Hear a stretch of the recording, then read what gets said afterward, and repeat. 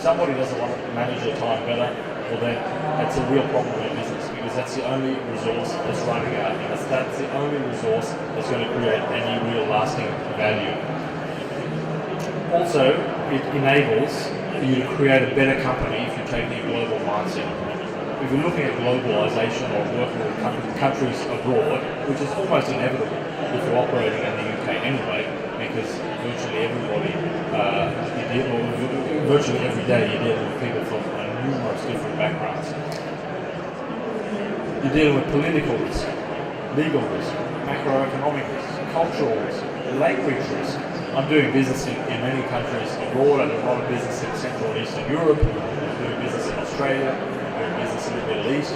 All of these countries, not only do they have different cultures, and if you don't get the culture right, your business will be destroyed immediately, but they have different business models.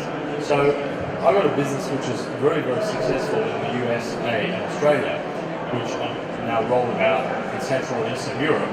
But we've had to completely flip the actual monetization of the model on its head, because it's a user pays model. And the culture in the countries where we're going to be rolling it out in Central and Eastern Europe is not one of user pays for various reasons, but in this particular sector, which is an education business, people will not pay to engage with it. Not because they don't value it, but because that's not in their culture. So we've had to completely flip the model on its head, roll out the same model, but monetize it in a different way through government grants and through sponsorship. This is not rocket science, but in the process of doing that, it's now opened our eyes to what we can do in other parts of the world, and how we can enhance the overall model simply through the inspiration we got through necessity. And as we know from the old cliche, that necessity is the mother of invention. When you're forced to do something because the culture of a particular country dictates that you do it that way, or because that's the way they do things, and if you don't do it that way, you don't have a business here, it helps you to create a better business all around for your home country and globally. Having a global mindset will also enable you to properly exploit the actual business itself. Now, I'm a big believer in business systems. Business, because I believe business can have a formula applied to it. So some examples of business systems is franchising, licensing, joint ventures, and so on. Why is a business system important?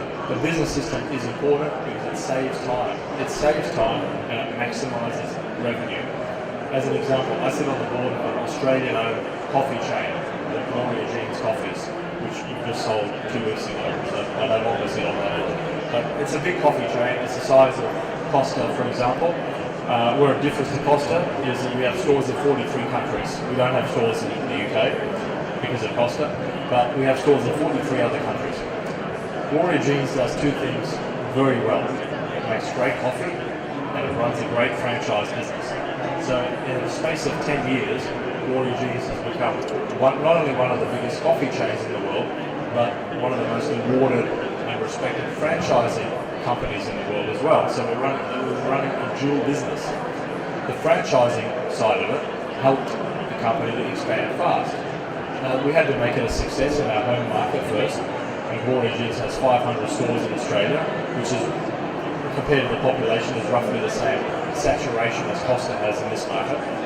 But once it was a success there, we were able to roll it out, and we've got stores in far-flung places as Ukraine, Georgia, Romania, Dubai, the USA, Hawaii, and Mexico, all around the world.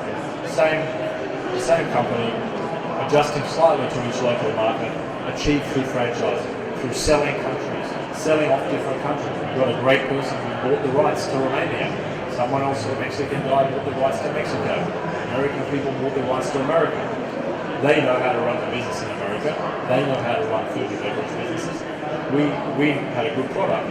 So through franchising, the business was able to go global and to become much more valuable than it ever would have been otherwise. So franchising is an excellent business system. In 2003, my company, or I, bought the global rights to Dirty Dancing, which was a very successful movie in the 1980s. When we bought it, it was a piece of paper. It was a license we bought from the film company. We then proceeded to exploit that license to stage a production in Australia, followed by a production in the UK. And because of their success, we then decided, well, do we want to spend the money out of our own pocket constantly, launching this show in many different markets, or will we license it to people? So licensing it to people meant that we were able to launch a show in 10 or 12 different markets. It's now grossed over $1 billion US and is one of the top 3 most successful live entertainment shows of all time. That was achieved partially because the product was good, but partially because of the business system applied to it. If we wouldn't have licensed it, if we decided we were going to do every market ourselves, we'd probably still be in only 2 markets. As a result now, it's played to millions of people around the world and globalized. So in reflecting on that, I don't reflect on it to reflect on some sort of glory of my own. I reflect on it to analyze what went right. What system was employed, and what system can I employ with future businesses of mine that will achieve similar exponential growth?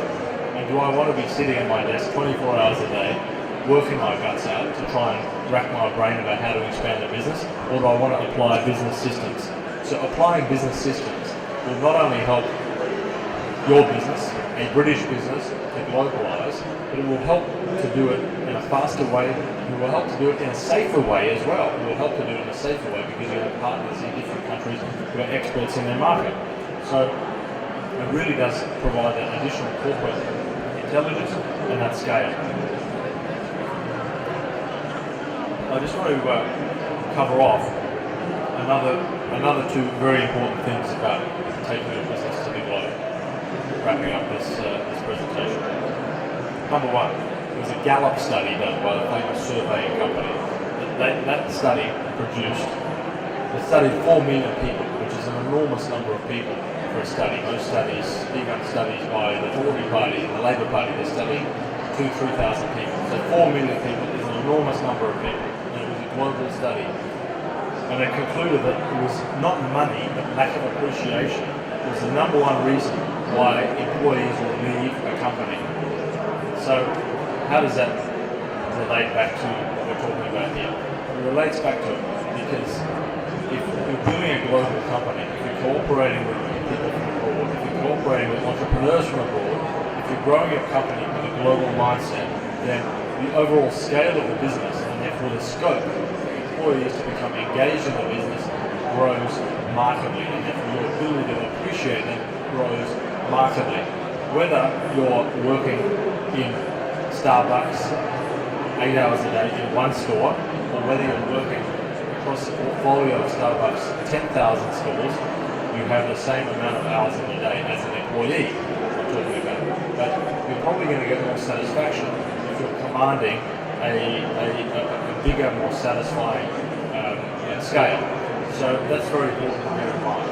Another thing to bear in mind is that a study done by Harvard called the Connor study concluded that people with a sense of urgency led to CEOs, founders with a sense of urgency ultimately led the most successful companies. Or in other words, they studied the most successful companies and they did personality analysis of the CEOs or the founders. It was the people, it was the number 1 common characteristic of a successful CEO or founder, having a sense of urgency.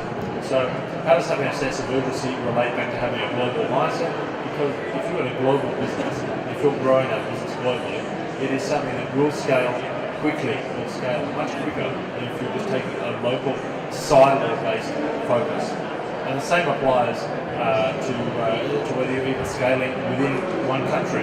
If you've got a store in a suburb of London and you scale that to all of London or to the whole of the country, it's the same mindset as a global mindset. It's an expansionary mindset.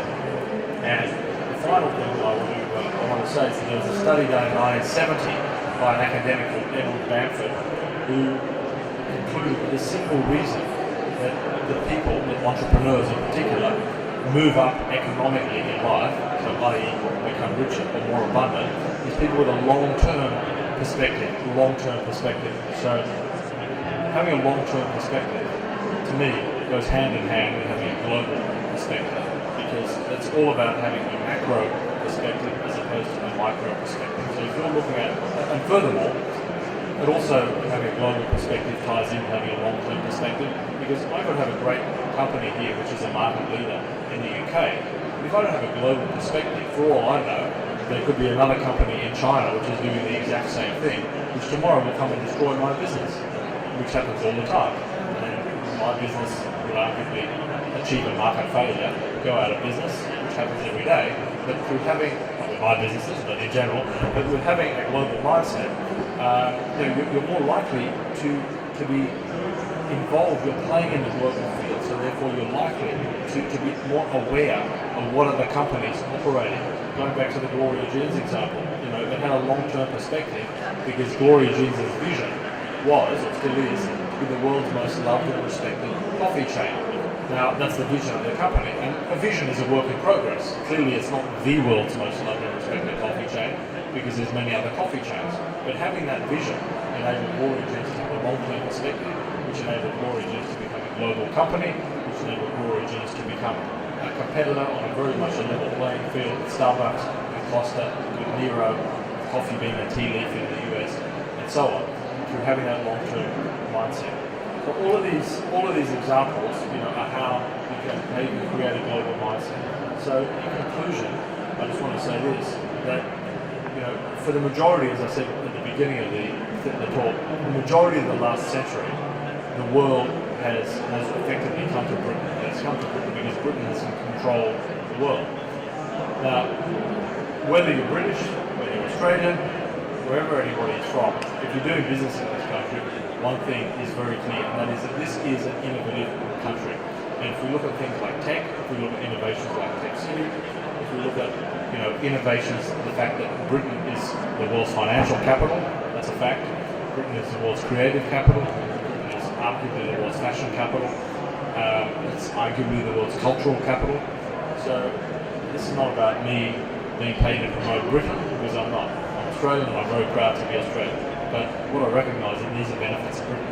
So if I'm operating a business here, I want to exploit those benefits and take those benefits to the world. I don't wait for the world to come to Britain, because the world may not come to Britain. The world may go to Singapore, it may go to China, it may go to Dubai, it may go to India, it may go to all of these other emerging countries, which we can go on and on and on about.